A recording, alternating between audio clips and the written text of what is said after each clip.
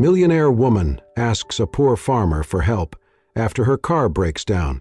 When she steps into his barn, he is froze and falls madly in love with her.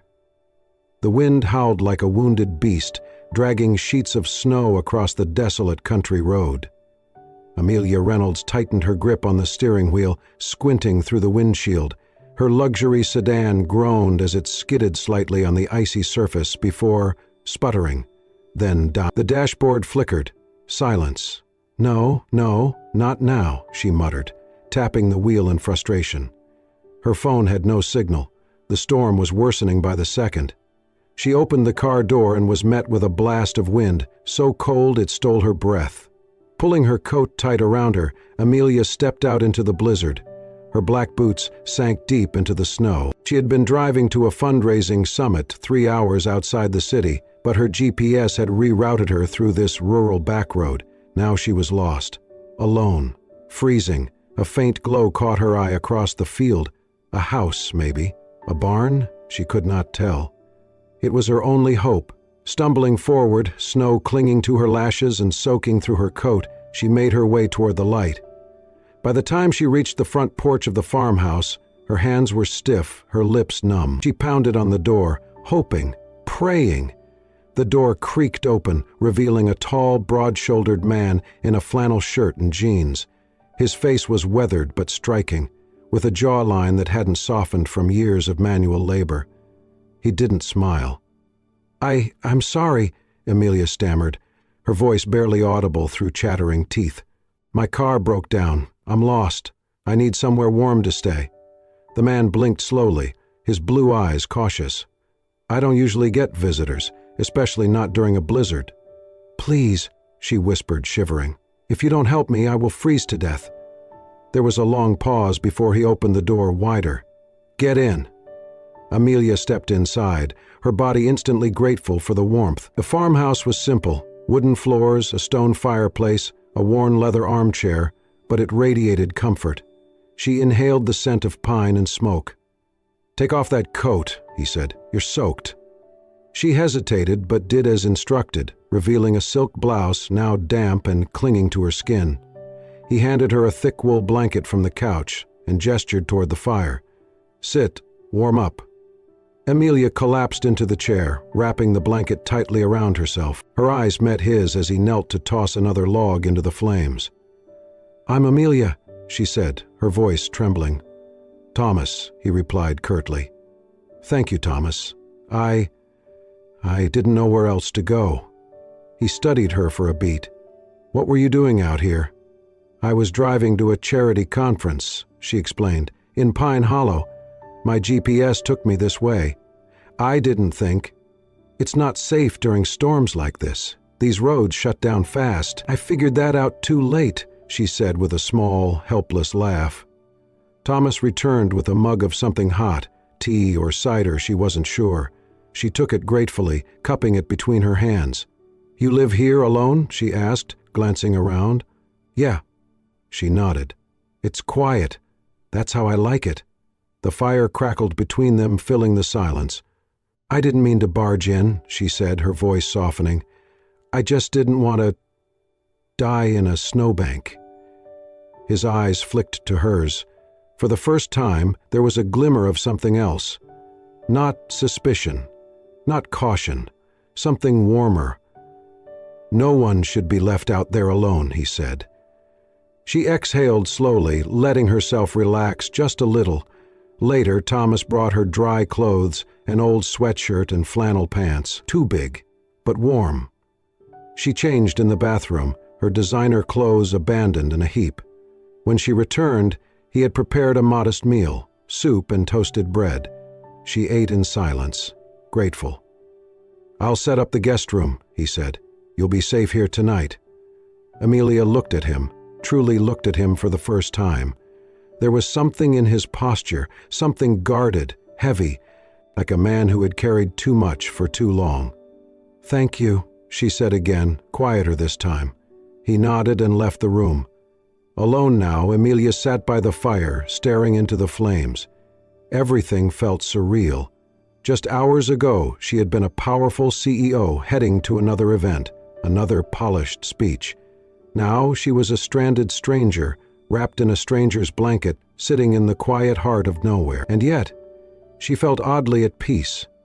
In the hallway, Thomas paused, watching her silhouette from a distance. She looked completely out of place, too refined, too polished for this world of wood and ash, but somehow it suited her. Or maybe it was the stillness in her eyes that mirrored his own. Outside, the snowstorm raged on. Inside, two worlds, wealth and solitude, ambition and stillness, collided quietly, without fanfare, and something had begun. Neither of them knew it yet, but the storm outside was nothing compared to the one that would soon stir inside their hearts. The next morning the wind had eased, but the world remained blanketed in snow. Thick drifts pressed against the windows, and icicles hung from the roof like glass daggers. The farmhouse was quiet, save for the occasional creak of wood adjusting to the cold. Thomas stirred a pot of water over the wood-burning stove in the barn, his movements steady and practical. The main house, he had explained, was under partial renovation, roofing issues that had left the upstairs rooms unusable for the season. The barn, however, was warm, insulated, and clean, its loft transformed into a livable space for emergencies, though it rarely saw use. Amelia stood stiffly near the open stall door, watching the steam rise. She wore the oversized clothes he had given her, flannel and fleece, a far cry from the designer winter coat and heels she had arrived in. Her sleek bun had loosened, leaving soft waves framing her face. Thomas handed her a mug without a word. She took it, cautious but grateful. "Thank you," she said after a pause. He gave a brief nod and turned to toss more hay into the horses' stalls. "Storm's letting up. Roads might be clear by tomorrow." "So I can leave?" she said quietly, not sure if it was a statement or a question. Thomas looked over his shoulder. "If you want to." Silence hung for a while, broken only by the snorting of horses and the rustling of straw. Amelia sipped the tea. It was strong, earthy, nothing like the imported blends she favored, and yet it was strangely comforting. "I've never slept in a barn before," she said, trying to break the tension. "I figured." She glanced around. "It's cozy, in a rustic way." Thomas smirked faintly but didn't comment. They stood there, two people from different universes, bound together by snow and circumstance. The heat from the small stove spread slowly, wrapping the room in a hush that made Amelia oddly restless. She crossed her arms. "Do you live out here all alone?" "Yeah." "No wife? Family?" "Nope." She hesitated. "That's a choice?" Thomas leaned against the stall door, arms crossed now. "Some people choose to build up, some choose to disappear. I guess I did both." Amelia tilted her head. "That's cryptic," he shrugged. "You're not the only one with a story." That stung a little. "Excuse me?" Thomas met her gaze, calm but direct. "You walked in here last night like you owned the world. And maybe you do. But out here, it doesn't matter what kind of car you drive or what boardroom you command." She straightened. "You think I'm just some spoiled heiress who got lost?" "I think," he said carefully, "you're not used to anyone not needing something from you." The words hit harder than she expected. For a moment, she didn't know what to say. He went back to tending the horses. Later that afternoon, while Thomas worked outside, clearing snow from the barn path, Amelia wandered through the quiet stalls, tracing her fingers along the wooden beams. The scent of hay and saddle oil clung to the air. She paused by a brown mare and leaned over the gate to stroke her nose. Through the half-closed stable door, she caught the sound of Thomas's voice, soft, low, speaking to the animals. "She won't stay," he said, brushing down the horse. "Women like that, they always leave when the sun comes out. We don't exist in their world." Amelia froze. "She's beautiful, yeah," he continued, "but that world, it's nothing like ours. She'll forget this place before the ice melts." Something twisted in Amelia's chest. She turned away, retreating quietly to the loft. That night she couldn't sleep. The barn was warm, the blankets thick, but her mind spun with what she had overheard. She didn't know why it bothered her so much. Maybe because she didn't want to be the woman who left and forgot. Maybe because for the first time in a long time, someone had looked at her and seen through the polish, the power, and into something raw beneath. And maybe, just maybe, she didn't want to leave. Not yet. Not before she knew what else was hiding in the quiet gaze of a man who had nothing to offer but shelter and sincerity. The wind howled again that night, rattling the barn doors like an unwelcome guest. Snow lashed against the wooden walls as if winter was determined to reclaim the warmth Thomas had managed to trap inside. Amelia stirred in her sleep, curled beneath layers of thick blankets in the makeshift loft. Her face glistened with sweat, despite the chill in the air, and her breathing had grown uneven, shallow. Thomas had been in the barn, checking on the horses one last time before turning in, when he heard the coughing. Sharp, dry, persistent. He climbed the loft ladder in 3 quick steps. "Hey," he said, kneeling beside her. "You okay?" Amelia jolted awake, her eyes glassy with fever. Just a cold," she whispered, but her body trembled under the covers. Thomas didn't argue. He stood and disappeared down the ladder. Minutes later, he returned with a steaming mug and a folded cloth. "Drink this," he said, gently helping her sit up. "What is it?" she rasped. "Elderberry and honey. Works better than half the stuff you'll find at a pharmacy." She took a cautious sip. The warmth soothed her throat almost instantly. "Thank you," she murmured, her voice barely audible. He nodded, then dabbed the cloth against her forehead. "Your fever's not too bad yet, but you need to rest." She blinked at him, surprised at his gentleness. "You always take care of strangers like this?" He shrugged. "Only the ones who might freeze to death in my barn." A faint smile touched her lips. "You're kinder than you let on." Thomas looked away. Don't read too much into it. But something about the way her voice trembled, the way she held the mug with both hands as if anchoring herself to it, something made him linger. "I used to get sick a lot," she said suddenly. He looked up. "Yeah?" She nodded, eyes distant now. "When I was a kid, foster homes, group shelters, some were fine, some were not." Thomas stayed silent, letting her speak. "I remember one winter," she continued, voice thin. "I had strep throat and no one believed me. Thought I was faking it to skip school. I lay in a storage closet for 2 days before a teacher found me." His hands clenched around the edge of the stool, jaw tight.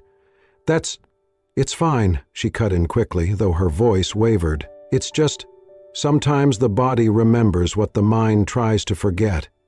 He didn't know what to say. He wasn't used to people sharing this way, so open, so raw. "I don't usually tell people that," she added, glancing at him. He met her gaze. "Why me?" She hesitated. "Because you didn't ask." That silenced him. Outside, the wind picked up again. Inside, the air was filled with something quieter. He reached over and adjusted the blanket around her shoulders, more gently than he meant to. "You should rest." She nodded and laid back down, her breathing still uneven but steadier now. Thomas remained there for a while, sitting beside her, listening to the rise and fall of her breath. He wasn't sure when it happened. Maybe it was the way the firelight danced across her face, softening the edges of someone who had built walls so high even she forgot they were there. Or maybe it was the way her lips curved slightly in sleep, the way she looked. Safe. He reached out, almost without thinking, and gently brushed a strand of hair from her cheek. His hand froze in midair. What was he doing? This woman was a stranger, a CEO, a force of nature from a world he had long sworn off, and yet... His fingers lightly grazed her hair just once before he pulled away, heart pounding. He looked down at her and felt something he hadn't felt in years. Something terrifying, something warm, something real. She stirred slightly, but did not wake. He stood quietly, tucked the blanket tighter around her, and climbed down the ladder. Back among the horses, Thomas stood in silence for a long time. He had let himself feel nothing for so long. Now he wasn't sure if that silence would ever return. The storm outside had not eased. Snow slapped against the barn walls with relentless force, each gust of wind a scream through the rafters. The horses shifted in their stalls, restless and uneasy. In the loft, Thomas stirred from half-sleep as a harsh, rattling cough echoed through the silence. He was up the ladder in seconds. Amelia sat upright, shaking beneath the thick quilt, one hand pressed against her chest as another cough ripped through her. Her face was flushed, eyes watery. She looked like a woman fighting her own breath. "Hey," Thomas said softly, "you're burning up." "I'll be fine," she managed hoarsely, voice dry and cracking. "No, you won't." He climbed the last step, crouching beside her with a worn thermos and a folded cloth. "You don't have to, don't talk," he interrupted, placing the thermos in her hands. "Drink." The liquid was hot and herbal, not pleasant but soothing. Amelia sipped obediently, too tired to argue. "What is this?" she rasped. "Pine needle tea. Bit of mint. Helps bring the fever down." She grimaced. "Tastes like a forest." Thomas gave a dry chuckle. "That's because it is." He soaked the cloth in cool water from a basin and pressed it gently to her forehead. She flinched at first, but his touch was careful, hesitant, almost reverent. Amelia leaned back, eyes fluttering shut. "Thank you. For this. You're sick. Not like I could ignore it." They sat in quiet for a moment. The wind outside howled, but inside the barn there was a cocoon of warmth, of something unspoken. "You ever get sick like this?" she asked suddenly, eyes still closed. Thomas looked down at his hands. "Once or twice. When I was younger." She turned her head slowly toward him. "Were you alone?" A pause. "Yeah," he admitted, "a lot of the time." Amelia nodded faintly. "I was too." He glanced at her. She opened her eyes, the fever making them glassy, but her gaze was sharp with something else. Vulnerability. "I've never told anyone this," she began, voice low. "I was in the foster system from the time I was 5. Bounced around from one place to another like I was a package nobody wanted." Thomas didn't speak. He just listened. "I got used to sleeping with shoes on, just in case we were moved in the middle of the night. I learned to hide food under my pillow because some places rationed it like punishment. And school? That was just a break between survival." The words came slowly, but without hesitation now, like she'd dammed them up for years. "There was a woman once, Miss Carla. She let me read at the library after school. She never asked questions, she just let me be. I think she saved my life. In small ways."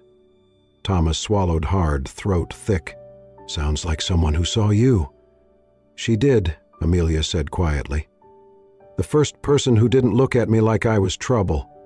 There was a long silence between them, a silence heavy not with distance, but with understanding. "You don't seem like someone who'd let that kind of past define her," Thomas said eventually. Amelia smiled weakly. "I didn't have the luxury.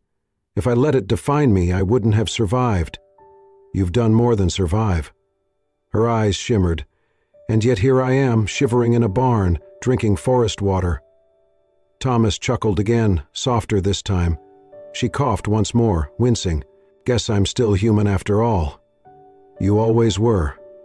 His voice was so quiet she almost missed it. She blinked at him, surprised.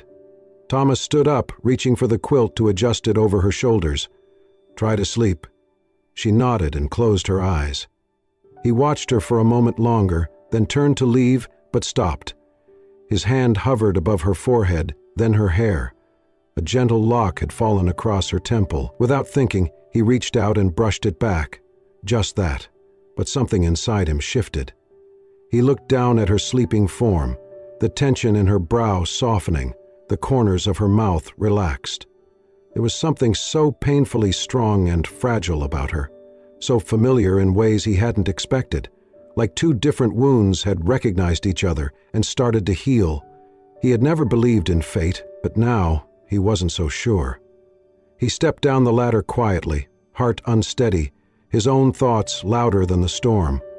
Upstairs, Amelia slept on, but in the space between their worlds, something unspoken had begun, and neither of them would ever be the same again. The morning broke clear for the first time in days.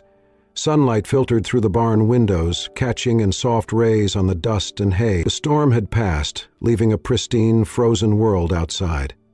Amelia stood near the front of the barn, phone pressed tightly to her ear, her jaw clenched, her voice tense. "Yes, I know the board is waiting," she said. "Tell them I will land before noon. Just hold them off a little longer. I am on my way." She ended the call, her breath misting in the cold air. Her heels, now scuffed and damp, crunched slightly on the wooden floor as she turned toward Thomas, who stood a few feet away, his arms crossed over his chest. "I have to go," she said. "I figured," he replied, voice flat. "They need me back in the city. I have a meeting that could decide everything I have built." Thomas nodded once. "Of course. People like you have places to be." Amelia flinched, not from the words, but the way he said them, like he was trying not to care. "Thomas," she started, taking a step closer. "These past days, I did not expect—" "You should not stay," he interrupted, eyes fixed on some invisible point beyond her shoulder. "This place, it is not meant for someone like you." She searched his face. "What if I wanted to stay?" He let out a quiet, humorless laugh. "Then you would lose everything. Your board, your reputation, your world. And for what? A few quiet mornings in a barn?" Amelia's heart twisted. "You do not understand," she whispered. "If I stay, I will lose everything." Thomas finally looked at her. There was something raw and wounded in his eyes. "No, I understand perfectly. That is why you need to go." Outside, the engine of the repaired vehicle idled, waiting. Amelia stood in silence for a moment, then nodded. She turned to leave, walking slowly toward the barn door, but just as she reached it, she paused. She turned around, her eyes shining with something she could not hold back. In 2 quick steps, she crossed the distance between them and threw her arms around him. "I do not know why this hurts," she murmured into his shoulder. "But it does." Thomas hesitated for a moment and then wrapped his arms around her. The embrace was tight, fierce, wordless. Then she pulled back just enough to look at him, and in that look something unspoken passed between them, something neither had the courage to say aloud. Amelia leaned in, and they kissed. It was not passionate, not wild. It was slow, quiet, and full of things unsaid. It was a goodbye wrapped in hope, a promise never made, a future never asked for. When they parted, she lingered for a moment, her forehead resting against his. "Take care of the horses," she whispered. Thomas gave a soft smile, always, and then she was gone. The barn door creaked open and slammed shut behind her. The cold rushed in for a second, then faded as the silence returned. Thomas stood still, hands clenched at his sides. He did not move until he heard the sound of the car driving away, tires crunching on snow, fading into the distance. When he finally sat down, it was in the same spot she had rested 2 nights before. He closed his eyes and leaned his head back against the wall, exhaling slowly. The barn had never felt so empty, but it was not just the cold he felt anymore. It was absence. It was love, recognized too late, and it was the quiet ache of a man who had just lost something he never even knew he needed. The city's rhythm returned to Amelia like an old, unwelcome song. The moment her private car pulled up to the mirrored skyscraper, assistants surrounded her, updating schedules, delivering crisis memos, handing her coffee that no longer tasted like anything. Her heels echoed on the marble floor as she entered the conference room. The board was already seated, cold faces, calculated smiles. "We are glad you could rejoin us," one of the older partners said, his tone clipped. Another executive glanced at his tablet. "Media flagged your absence at the charity summit. Investors have been calling since dawn." Amelia sat, setting her hands on the table. She opened her laptop, but her fingers trembled slightly. One board member spoke up, voice sharp. "There are rumors that you vanished to the countryside during one of our most high-profile weeks." Amelia's lips tightened. "There was a snowstorm. I was stranded." "But you were unreachable," another cut in. "In this company, perception is currency. You, of all people, know that." She stared at the glowing screen in front of her. None of this felt real. None of it felt right. When the meeting ended, she returned to her office, glass walls shielding her from the city skyline beyond. The city stretched endlessly, glittering like ambition itself, but it no longer dazzled her. She sank into the leather chair, removed her earrings, then opened the side drawer for a breath mint. That was when her fingers brushed something soft, a folded square of flannel. She pulled it out slowly. Thomas's handkerchief, the one he had wrapped around her wrist when she was coughing that night in the barn. She had forgotten it in her coat pocket, but never thrown it away. Her breath caught, and then, without warning, tears spilled down her cheeks. They fell silently, soaking into her designer blouse, her perfect hair, her branded identity. She turned her chair away from the city and hugged the handkerchief to her chest. "I am a millionaire CEO," she whispered through the tears, "but I have never felt so empty." That night she stayed in the office long after the lights in the building had dimmed. She did not answer emails. She ignored calls. She just sat in the stillness, feeling everything she had ignored for far too long. The next morning, her assistant entered, hesitating at the doorway. "Ma'am, you may want to see this." He handed her a newspaper. On the front page was a photograph, familiar eyes, familiar flannel shirt. Thomas, standing beside a county sheriff accepting an award.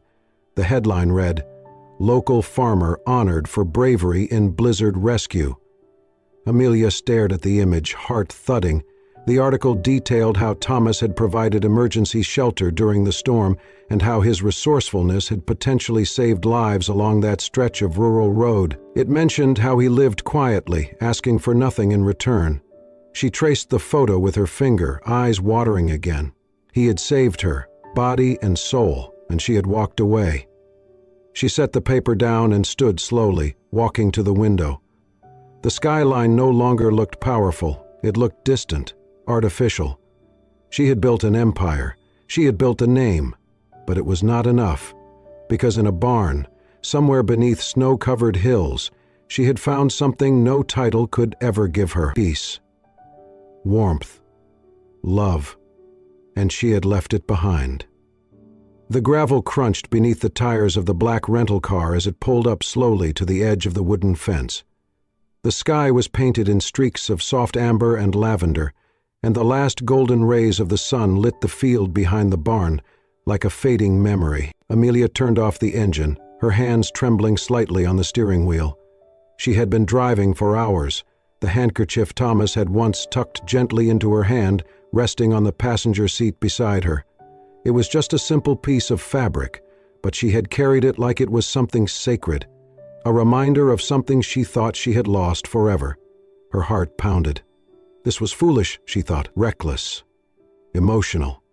But then she looked out and saw him, and all the logic in the world fell silent.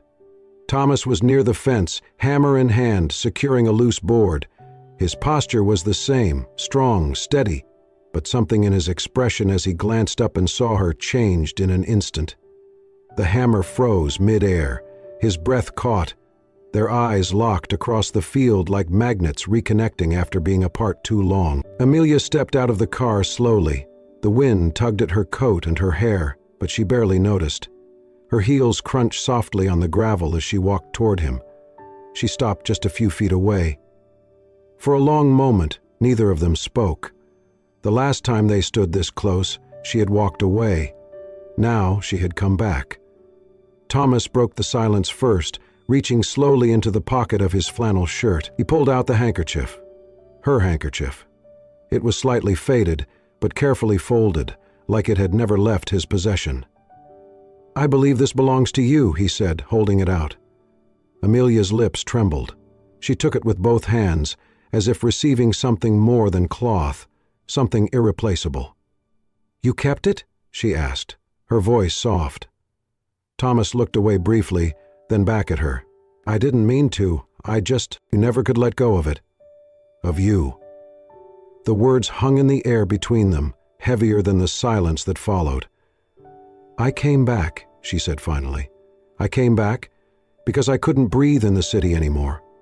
I couldn't sleep. I couldn't sit through one more board meeting, one more fundraiser, one more conversation about stock prices and market projections without thinking about this place, about you.